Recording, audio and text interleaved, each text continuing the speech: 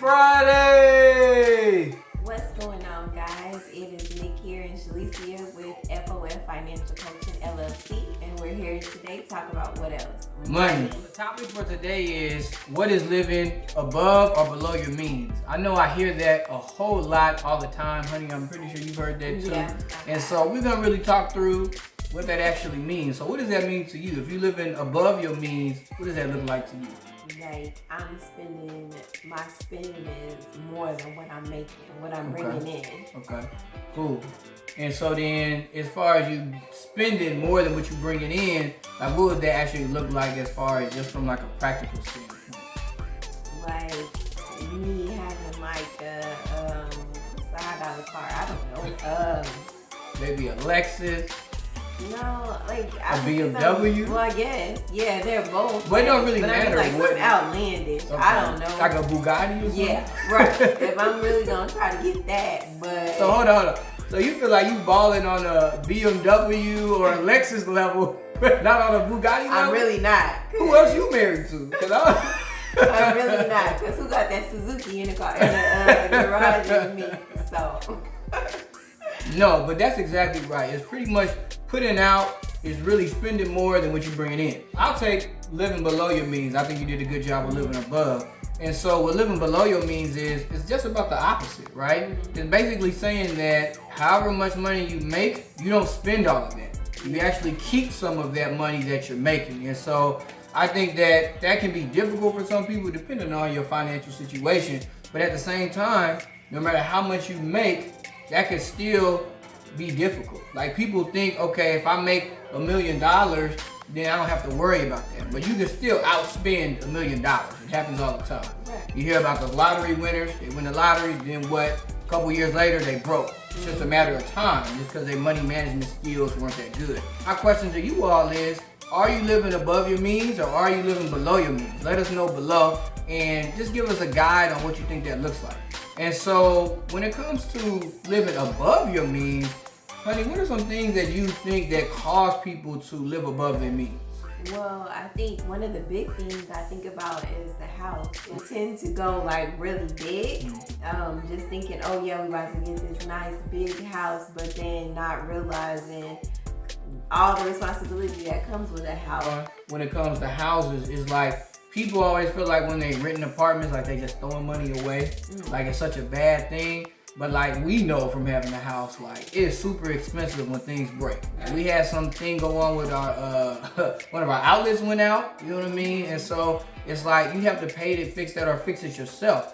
When you have an apartment and the people say, oh, you just throwing money away. Kind of like, well, are you really throwing money away? You need somewhere to live, right? Like you actually do need somewhere to live. Now, I agree, long term, it's probably not the best thing to do, right? It's just to have an apartment because you're not really building any equity. But at the same time, you still need somewhere to live, so you're paying for that spot to live. The next thing that we see a lot that when people live above their means is their car payments or just car payments in general. Man, vehicles are just such an interesting thing because like in our culture, I feel like they show status. You know what I'm saying? Like I talked about the BMW earlier. And you know, they show like all the status, they feel like you made it when you get a certain car. But like financially, they're not like the best things to do, right? They're really not, because when you have a car payment, it's like you're paying on something for, I mean now they got like 5-year payments on cars. It's crazy. I mean, but really, even when you drive it off the lot, it's going down in value. Yes, it is. As soon as it hits the road. As soon as it hits the road, it goes down in value. And so with that, you paying on 5 years on something that in 5 years is probably going to be, could be 50% less of what you paid for. So it's not really a good thing to have a car payment just in general. And then at the same time, we get them that's way too expensive. So let me ask you this question. As far as looking nice, is looking nice worth living above your means and then stopping your financial future? Meaning your financial future is not going to be as good as it could be. What do you think? You know, I don't think it is. I don't think it's worth it. I mean, well, it depends on, it goes back to what you value though. Yeah. You know, if you value that more at the time being, it might be worth it to you. I don't know. In this segment, this is kind of the last one we're going to talk about, but it's the standard of living is too high. So it's a little bit different than a car. a little bit different than a house payment or rent, but literally like a standard of living. Like maybe you just spend a lot of money on things like clothes and shoes, or the type of brands that you like, whether it's Gucci, Louis, whatever it is that you like. The standard of living could be just a little bit too high than what you're actually making. And you can have a lot of consumer debt, like that could be credit card debt. It's what you're spending on. It's just consuming, and really you're not taking in enough. We gotta look at what basics are, and we gotta look at what luxuries are. And I think that's an important thing. It's something that, I think we try and do here and there. So, honey, what do you think when it comes to basics and luxuries? Like, how do you look at those things? Luxury is kind of like dessert. It's like you can take it out. Well, for me, you can take it or leave it. It's not like the end of the world.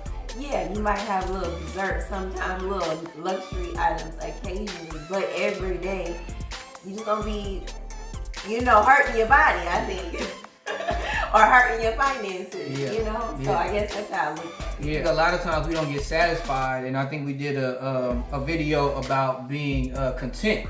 Yeah. And so a lot of times we're not content with the basics, and I think it's okay to not be content with the basics, and you should strive for more in those situations. But if you're unable to at that moment, I think that's when we get into trouble.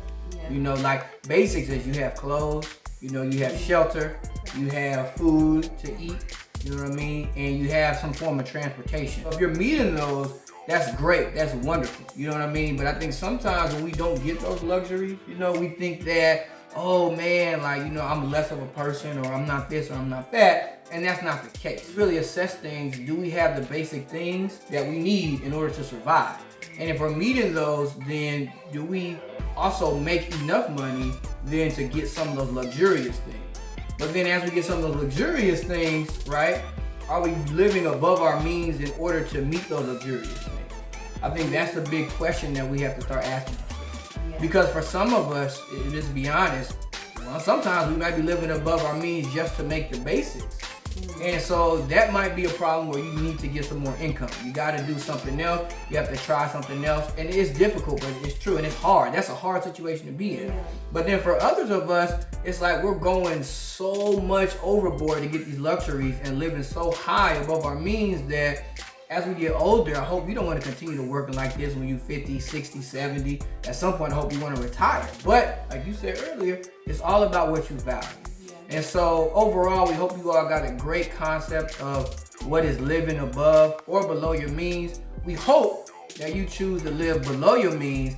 And if you want to live at a higher standard, just increase those means, but still make sure you are being wise about how you handle your money. All right? Any closing things for you, honey? No, yeah, you said it. Well, with that, happy Friday!